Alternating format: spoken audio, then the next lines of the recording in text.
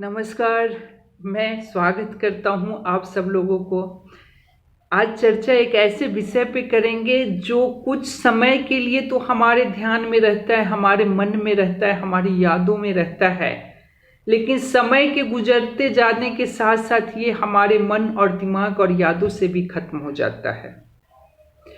पर कुछ व्यक्ति ऐसे होते हैं जिनके जीवन से कभी भी ये यादें, ये कहानी नहीं खत्म हो पाती है, चाह के भी नहीं खत्म कर सकते हैं।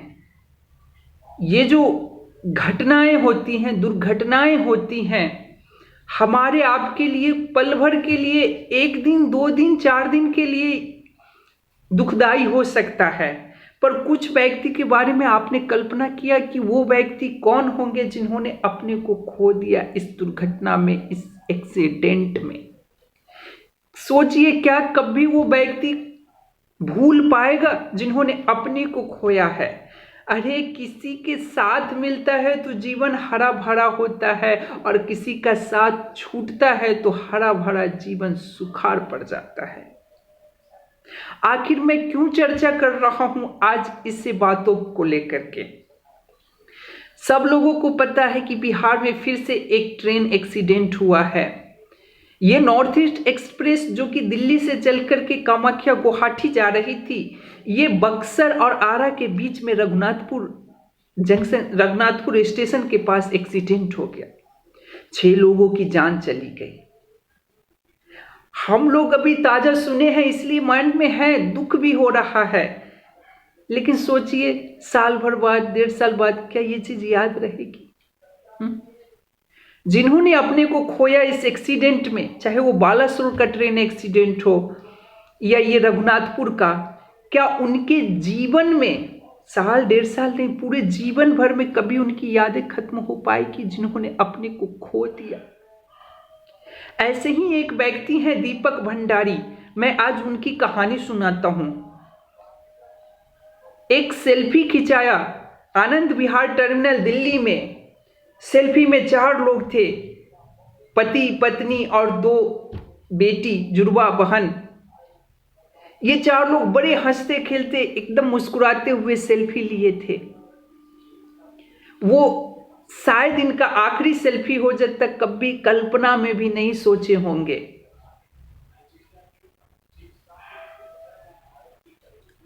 पर जो वास्तविकता है उससे कैसे वो मुंह चुरा सकते हैं। ये दीपक भंडारी जब आनंद विहार टर्मिनल दिल्ली से चले, इनका 3rd AC के B7 में सीट था। रघुनाथपुर स्टेशन आते आते जबरदस्त झटका लगा, अफरा तफरी मच गई, ये बेहोश होके गिर गए। जब होश आया तो ये एक सामुदायिक भवन, रघुनाथपुर के आसपास सामुदायिक भवन था, उसमें थे। इनकी एक बेटी जिसका नाम अदिति है, वो साथ में थी। इन्होंने तलाशना शुरू किया, पूछताछ शुरू किया कि मेरी पत्नी उषा और मेरी दूसरी बेटी आकृति कहाँ है।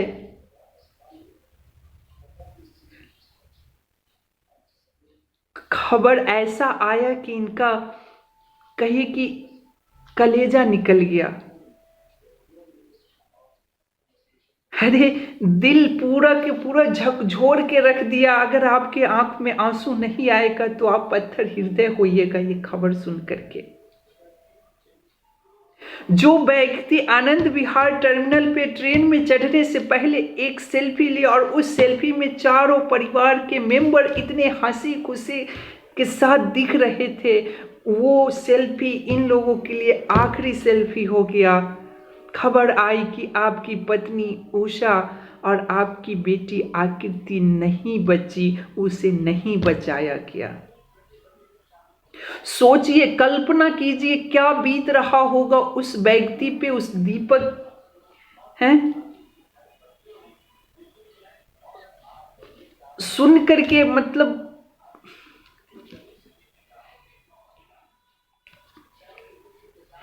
उनकी एक बेटी जो कि बच गई, अदिति, पकड़ पकड़ के फफक फफक के रो रहे थे।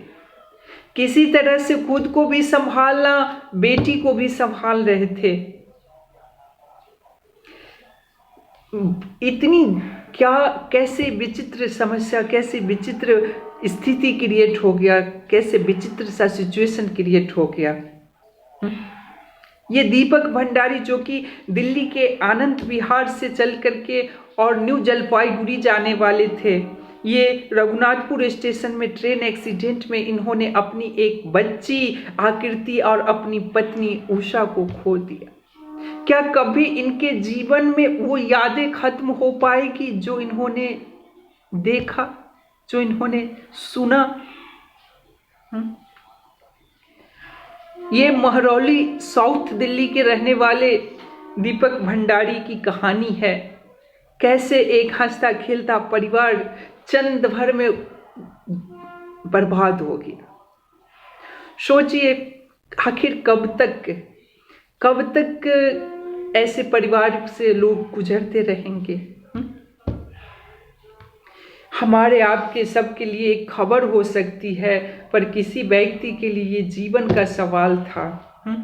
मुझे पता है हम आप कुछ नहीं कर सकते हैं इन सब चीज़ों में, लेकिन कहीं ना कहीं सरकार से मांग कर सकते हैं कि जो व्यवस्था है उसमें जहां कमियां आ रही है उस कमियों को दूर करने का प्रयास किया जाए। मुझे भी पता है, हम सबको पता है कि सरकार भी अपने स्तर पे हर एक कोशिश कर रही है, लेकिन फिर भी कहीं ना कहीं कोई कमियां रह जा रही है जिसके वजह से ये बार बार दुर्घटना हो रही है और बार बार लोग अपने चाहने वाले को खो रहे हैं। मैं प्रार्थना करता हूं भगवान से कि उस दीपक भंडारी को इतनी शक्ति दे कि वो खुद को संभाल सके, अपने उस बची हुई बच्ची अदिति को संभाल सके। मैं मांग करता हूं सरकार से कि भगवान के लिए कुछ सोचिए, कुछ कीजिए। समझ में आ रहा है कि दुर्घटना को नहीं खत्म किया जा सकता है, दुर्घटना को कम किया जा सकता है, बहुत कम किया जा सकता है। क्या फायदा हम एक तरफ आगे बढ़ते जा रहे हैं, दूसरी तरफ भूलते जा रहे हैं। बचपन में हम लोग सुनते थे कि जब आप किसी चीज को याद कर लो और पीछे की बातें भूल जाओ तो टीचर बहुत ही डांटते थे हम लोगों को कि आगे का पढ़ते जाते हो, पीछे का भूलते जाते हो। मुझे लगता है कि शायद आज इस देश में भी यही हो रहा है। अरे हम बुलेट ट्रेन की तरफ भाग रहे हैं, हम वंदे भारत ट्रेन की तरफ भाग रहे हैं, लेकिन उस तरफ हमारा ध्यान कब जाएगा जब दुर्घटना को कम कर सके, नगण्य कर सके। किसी के चले जाने पे उसके परिवार वाले को मदद के तौर पे कुछ पैसा दे देना, आश्वासन दे देना, क्या उससे उस व्यक्ति का जीवन संभल पाएगा? उस व्यक्ति का जो जीवन में उसने खो दिया, क्या कभी वो वापस आ पाएगा? हर एक व्यक्ति को इतना सोचना चाहिए। हम कुछ नहीं मांग रहे हैं सरकार से, हम इतना ही मांग रहे हैं कि लोग कि जीवन से उनका प्यार, उनका चाहत इस तरह से ना बर्बाद हो। कुछ कीजिए ताकि ये दुर्घटना को कम किया जा सके, काफ़ी हद तक कंट्रोल किया जा सके। जब मैंने सुना इस व्यक्ति के बारे में, मैं खुद को नहीं संभाल सका, आप लोगों के पास लेकर के आया। मुझे पता है कि आप लोग भी सुन करके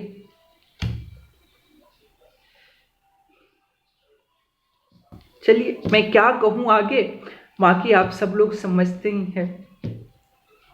फिर मिलते हैं किसी और वीडियो में किसी और खबर के साथ।